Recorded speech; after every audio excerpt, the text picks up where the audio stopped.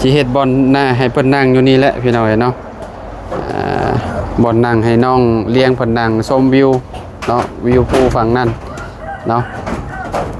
ให้เงินสร้างแล500,000กีบพี่น้องเนาะนี่ให้เพิ่นเฮ็ดเนาะต่างหาให้เพิ่นเฮ็ดให้พี่น้องเนาะผู้เดียวเป็นเงินทางไอ้ตู้เพิ่นฝากมาพี่น้องเนาะ1,000,000กีบพี่น้องเนาะเงินที่เหลือก็เพิ่นว่าเอาไว้เลี้ยงข้าวทีมงานเด้อว่าซั่นเนาะพอดีแหละมื้อฝนบ่ตกก่อนสิให้น้องเลี้ยงต้มไก่ให้กิน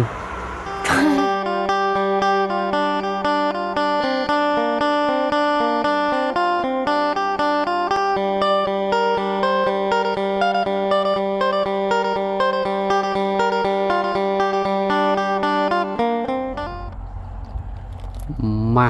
ต่อบาทนี่พี่น้องเนาะก่อนอื่นก็สบายดีและสวัสดีเด้อพี่น้องเนาะ FC เบิร์สสุขุสุคนเนาะบ่ว่าสิอยู่ในและกระต่างประเทศพี่น้องเนาะมาพบกันเนาะกับเฮาคือเก่าคือเดิมพี่น้องเนาะเพิ่มเติมคือเข้ามาอัปเดตเนาะเพื่อนน้องเลี้ยงอีกเทื่อนึงพี่น้องเนาะพร้อมซื้อนี่มาให้สร้างเพิ่นนำเนาะตะปูตอกไม้พาเชล่าพี่น้อยเนาะไม้พาเชล่าว่าซั่นตอกอันนี้พี่น้อยตอกหลังคาเนาะ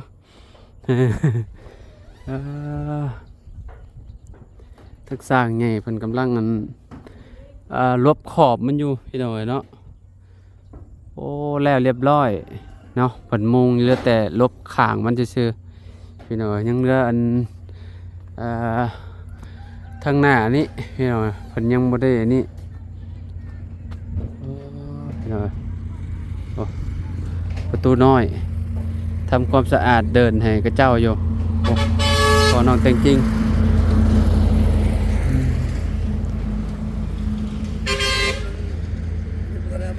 ฮะอยู่เฮือนเพิ่นพูนอันตัวลบอันน่ะมันน่ะอันตัวแผ่นเรียบมันน่ะได้แม่นเอามาแล้วเพิ่นเอาไว้อยู่เทิงเฮือนคอยบอกให้จะไปเอาอยู่พุ่นก็ได้อยู่พุ่นไปทามารถนะเพิ่นน่ะนี่ตะปูโ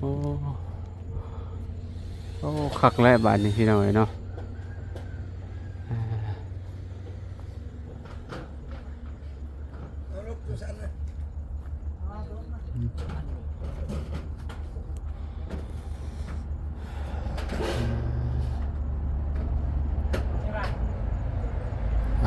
เพิ่น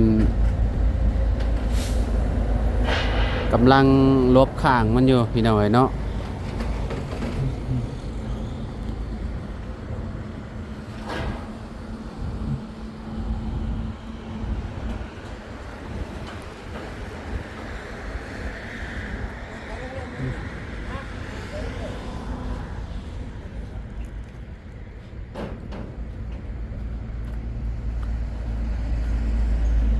โอ้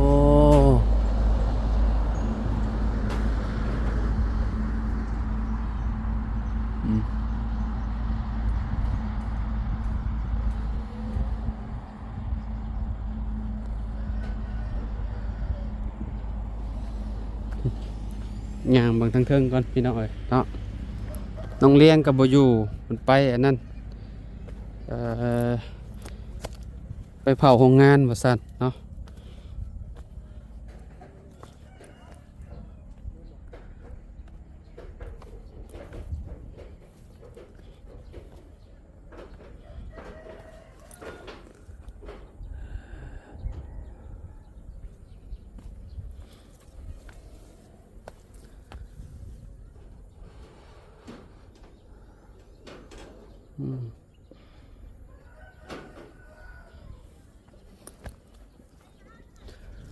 สบายแล้วบัดนี้เวลาฝนตกมากับบ่ย่านแล้วพี่น้อง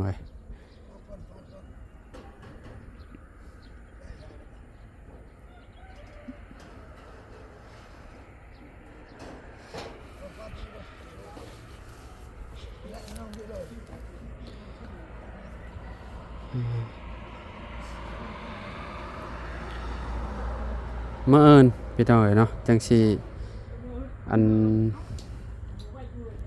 เบิ่งบานประตูเนาะบานประตูมาให้สร้างเพิ่นก่อนประตูห้องนอนประตูปล่องเอี่ยมประตูหน้าต่างนั่นแหละเนาะซื้อมาให้เพิ่นครบหมดเลยเนาะบัดเพิ่นสิเฮ็ดมันจังสบายนะพี่น้องเอ้ย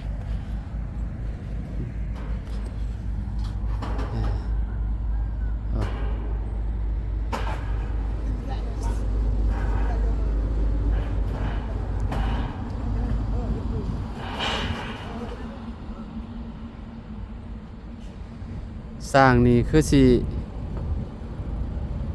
อันนั้นอยู่บ่กินข้าวอยู่บ่สร้างกินข้าวแล้วบ่กินแล้วแหละอืม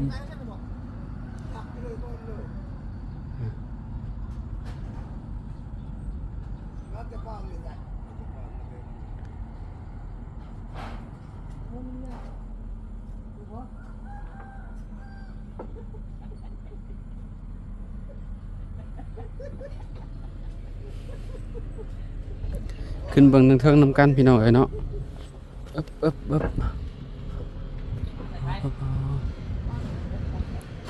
กินข้าวกับยักษ์สั่งแหละฮะซื้อจานจามเอ็นบ่อ๋อโดยกินหลายคนมันนี่ตำมะฮุงเนาะเครื่องแซ่บตำมะฮุงพี่น้องเอ้ยเนาะมาขึ้นเบิ่งนำกันอยู่เทิงก่อนพี่น้องเอ้ยเนาะโอ้ยมื้อนี้ใครแน่ฝนมันบ่ตกพี่น้องเอ้ยเนาะ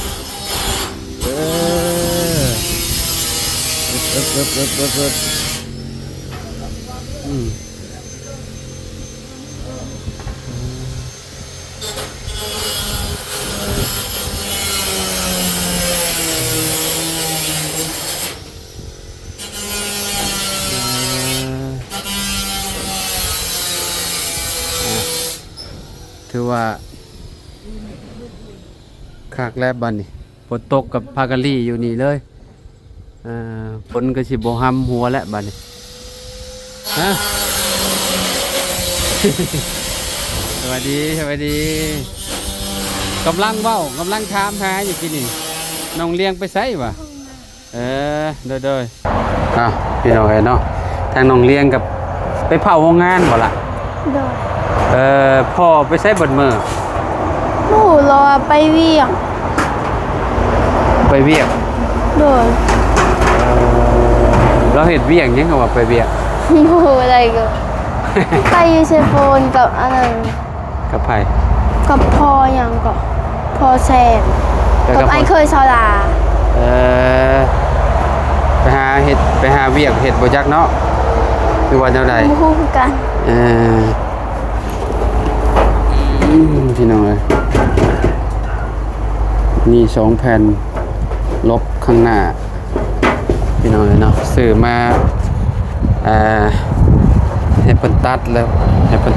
นเอาลบมองนี้นำมองนี้ลบมองนี้แหละมื้อนี้น่ะสิแล้วอยู่คิดว่าตอนนี้พากันลบข้างมันอยู่ว้าวเป็นได้เพิ่นมุงแล้วบัดนี้คักอยู่บ่คักเนาะขึ้นมาลบพ้นก็ได้บัดนี้เวลาฝนตกพี่น้อยเนาะสร้างสิเฮ็ดเวียกสะดวกอยู่บัดนี้ได้แล้วเลยเด้อันนี้นะสิเฮ็ดบ่อนน่ะให้เพิ่นนั่งอยู่นี่แหละพี่น้อยเนาะบ่อนนั่งให้น้องเลี้ยงเพิ่นนั่งชมวิวเนาะวิวภูฝั่งนั้นเนาะให้เงินสร้างแล500,000กีบพี่น้อยเนาะนี่ให้เพิ่นเฮ็ดเนาะต่างหาให้เพิ่นเฮ็ดให้พี่น้องเนาะพอดีว่าเป็นเงินทางไอตู้เพิ่นฝากมาพี่น้องเนาะ1 ล้านกีบพี่น้องเนาะเงินที่เหลือก็เพิ่นว่าเอาไว้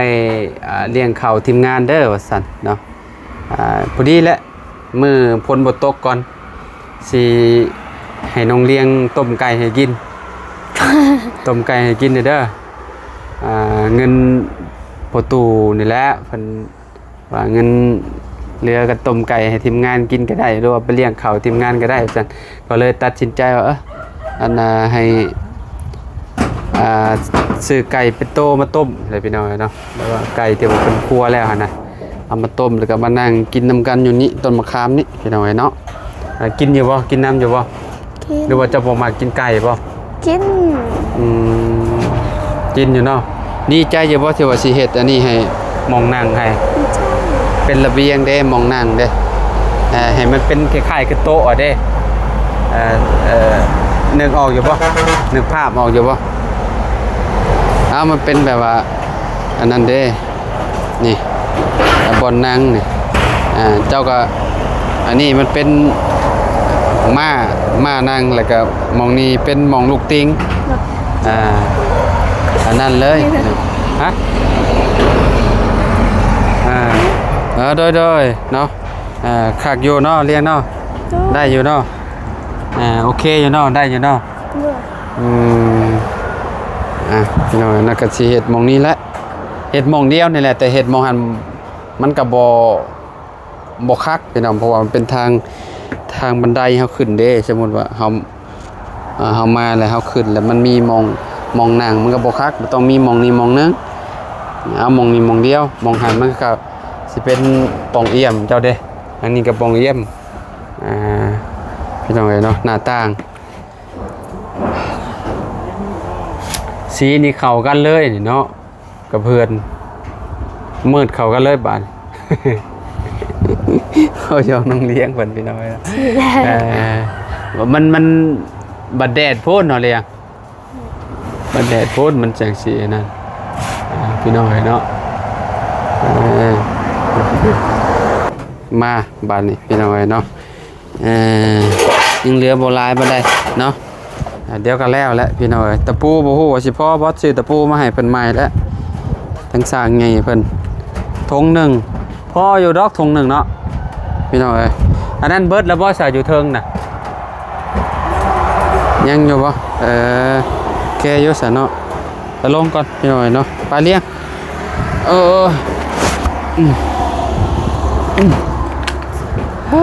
พี่น้องเอ้ยใครแน่แต่พ้นมันเริ่มสิเบิดแล้วแหละคิดว่าพายุพี่น้องเอ้ยเนาะแต่ก็ตกมันยิบมันหยอกพะแหละเนาะตกบ่แห้งปานใดดอกเนาะ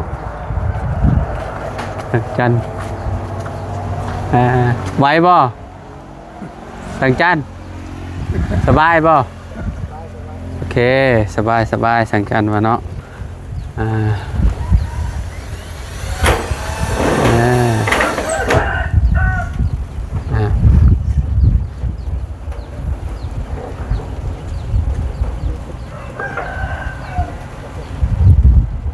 ยังเหลือแต่ใส่อันนี้แนวลบแล้วก็คือสิมามุงทางนี้มาเลยเนาะแล้วอยู่บ่มื้อนี้ฮะมุงนี่น่าสิแล้วอยู่บ่อันนั้นดอกบ่ตกดอก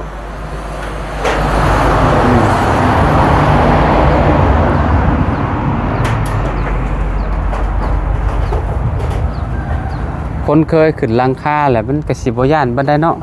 คะแนนเฮาบ่เคยขึ้นนี่เฮาย่านได้เฮาแบบว่ามันคือว่ามันสูงหั่นน่ะน้อยๆเนาะเป็นได้แยงจักเทื่อแล้วมื้อนี้แยงเฮือนจักเทื่อแล้วตั้งแต่เพิ่นมุงแล้วนี่หรือว่ายังบ่ได้มาแยงหยังเลยหรือว่ายังบ่ได้เห็นเถื่อ ฮะ 2 เถื่อ 2 เทื่อ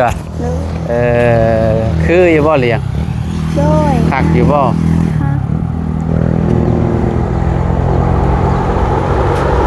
คือก็บ่ได้แล้วเจ้าของเลือกเองสีก็ได้ซื้อแพงกว่าหมู่ได้ราคาแบบ130,000ผมเพื่อจะดีแสนโมเมนต์บ่ฮอดแสนจะดี90,000แต่เฮือนน้องเลี้ยงหนากว่าได้ราคาแสนปลาย130,000อันนั้น90,000ตัวเฮือนน้องจะดีเพิ่นสีตัวนี้มันเป็นตัวหนาตัวนั้นมันบ่มีตัวบาง บัดพอมุงแล้วก็คือว่าเนาะเฮือนก็ได้ แต่งหยังเข้าไปมันก็เริ่มงามเนาะ โดย ตอนเฮายังบ่ได้มุงเฮ็ดแบบจะเป็นจังไดสิแบบคือคนบ่ใส่เสื้อใส่หยังแน่เนาะแม้เราสร้างบัดใส่เสื้อเข้าไปมันก็เท่แล้วเริ่มแล้วเฮือนเราบัดเสาต้นไม้ใหญ่ซับบาดโอ้ทรงมันรถฮึกครับมันยังตี้เจ้าเนาะอันนั้นน่ะเจ้าเอาไว้อยู่ไสอันตัวลบมันน่ะอันนั้น มีลุ่มค่ะ บ่เลยไปเอารถสั่งแหละ